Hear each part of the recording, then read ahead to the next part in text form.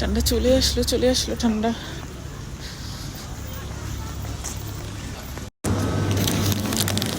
একটা খাবারের জন্য 3টা শপ ঘুরতে হলো, কারণ এটা পাওয়া যায় না।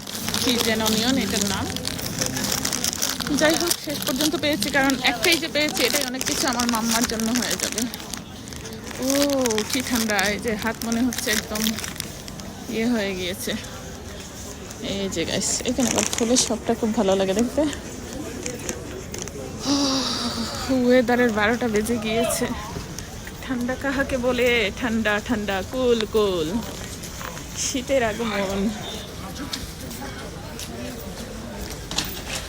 ঠান্ডার কোন দিকে আসবে? এই যে হাত খোলা, হাতের দিকে আসবে।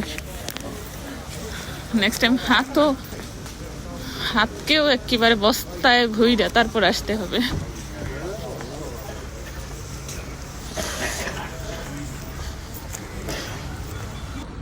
এই যে মনে হচ্ছে কুয়াশা কুয়াশা।